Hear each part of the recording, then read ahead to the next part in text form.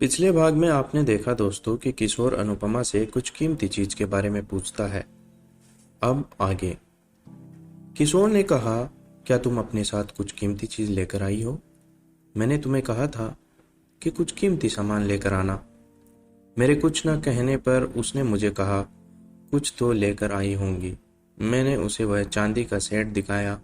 उसने कहा, ठीक ही है, वैसे भी ये मुश्किल से 7-8 हज़ार का होगा। फिर मैंने उसको कहा, मैं तुमसे बहुत ज़्यादा प्यार करती हूँ, इसलिए मैंने तुमसे झूठ कहा था कि हमारे पास घर है, गाड़ी है, पैसे हैं। लड़कियाँ अपने आप को अच्छा दिखाने के लिए ऐसा करती है, इसलिए मैंने भी वैसा ही किया। हमारे यहाँ कुछ भी नहीं था, जो भी था मैं लेकर आ गई। हो सके तो मुझे माफ़ कर दो। किशोर ने कुछ देर टकटकी लगाए मेरी तरफ देखा। मुझे अंदर से डर भी बहुत लगा कि कहीं ऐसा कुछ ना कह दे जिससे मैं टूट जाऊं, लेकिन उसने ऐसा कुछ भी नहीं कहा। वह मेरे करीब आया, मेरे हाथों को पकड़ा और मुझसे कहा, कोई बात नहीं, तुम टेंशन ना लो, मैं सब कुछ संभाल लूंगा। तुम्हारे लिए मैं कुछ भी कर सकता हूँ, बस मुझे थोड़ा काम करना पड़ेगा, जो मैं करूँगा, क्योंकि मैं अपनी पत्नी के लिए कुछ भी कर सकता हूँ। आज मेरे दिल में किशोर के लिए प्यार और भी बढ़ गया था। मेरी नज़र में आज उसकी इज्जत दुगनी हो गई थी। हमारा वह दिन बहुत ही अच्छा गुजरा कि उसको मेरी कीमती सामान की कोई परवाह नहीं थी। वह तो बस इसलिए कह रहा था कि हम आराम से कुछ पैसे से यहाँ दिन गुजार सकें। रात हुई तो किशोर ने मुझसे कहा, वह मुझसे बहुत प्यार करता है, और हम एक दूसरे की आंखों में देखते हुए सो गए।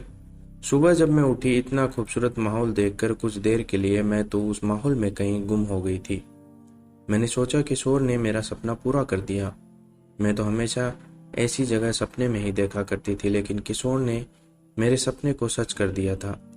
मैं बस लेटे हुए सोच रही थी कि मैं ये सब अपने दोस्तों को बताऊंगी कि हम हमारा हनीमून मनाने के लिए इतनी सुंदर गए थे। उनको तो यकीन भी नहीं होगा कि हम इतनी सुंदर जगह पर आए थे। फिर मुझे याद आया कि मैं तो अभी तक किशोर के साथ एक भी फोटो नहीं ली। मोबाइल में मेरे एक भी फोटो नहीं है। मेरे ऊपर मेरे दोस्त यकीन कैसे करेंगे कि मैं यहाँ पर आई थी? फिर मैं किशोर की फोटो खींचने के लिए ढूंढने लगी। थोड़ी देर मैंने इधर उधर देखा, वह मुझे कहीं भी दिखाई नहीं दिया। फिर मैंने सोचा शायद वह नहाने के लिए गया होगा, इसलिए मैं वापस आकर लेट गई। काफ़ी देर हो गई थी। मैं बाथरूम की तरफ देखा तो वह उधर भी नहीं था। उसके बाद मैंने टेबल पर नज़र डाली तो उसका फ़ोन भी वहाँ नहीं था। धीरे धीरे मेरे नज़र फैलाई तो रूम में उसका सामान भी नहीं था। मैं उस समय बहुत ज़्यादा परेशान हो गई थी, क्योंकि मेरे पास तो मोबाइल भी नहीं था।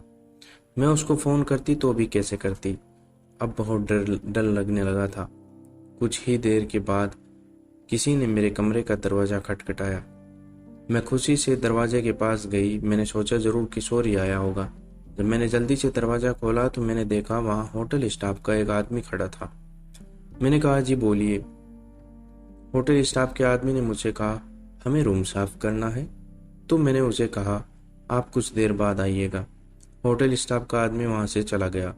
काफ़ी टाइम गुजर गया था, लेकिन किशोर का कुछ अता पता नहीं था। इतनी देर में होटल स्टाफ वाला आदमी एक बार फिर से मेरे रूम के बाहर दस्तक देता है और कहता है, आपका टाइम यह होटल में पूरा हो गया है, अभी आपका चेकआउट का टाइम है, तो आप चेकआउट कर लीजिए और पेमेंट कर दीजिए। अगर आपको कुछ और दिन रहना है तो आपको कुछ पैसे और देने पड़ेंगे। वह आप काउंटर पर आकर हमारे मैनेजर से बात कर लीजिए। वह ये सब कहकर वहाँ से चला गया। उसने बड़े नरम लहजे में मुझसे बात की थी। मैंने उसको कहा, ठीक है, मैं आती हूँ। ये कहकर मैं मन ही मन सोचने लगी कि मेरे पास तो कुछ भी नहीं है। ये सारा किराया तो किशोर को देना था, और ये होटल भी बहुत महंगा है।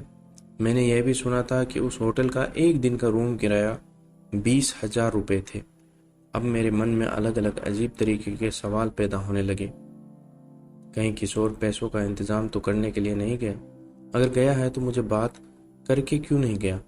वह कहाँ गया है? उसे वहां से गए पूरे 10 घंटे हो चुके थे। मैंने होटल स्टाफ वालों से काफ़ी बहाने बना लिए थे। अब तो मुझे काउंटर पर जाना ही था। हमारा रूम का टाइम भी पूरा हो गया था। मैंने रूम का दरवाज़ा अंदर से बंद कर लिया, लेकिन होटल वाले मेरे रूम के पास बार बार आ रहे थे। और वह अभी भी मेरे से प्यार से ही बातें कर रहे थे कि मैम आप यह क्या कर रही हैं, हमें रूम किसी और को भी देना है। अगर आपको यहाँ रहना है तो अपना बकाया पैसा पूरा जमा करवा दीजिए, आप आराम से बाहर आ जाइए। अगर आप नहीं आई तो हम इस कमरे की दूसरी चाबी इस्तेमाल करके अंदर आ जाएंगे। दोस्तों, आपको यह कहानी का तीसरा पार्ट कैसे लगा कमेंट करके ज़रूर बताएं। चैनल पर नए हैं तो चैनल को सब्सक्राइब कीजिए, वीडियो को लाइक कीजिए और अपने दोस्तों के साथ शेयर कीजिए। धन्यवाद।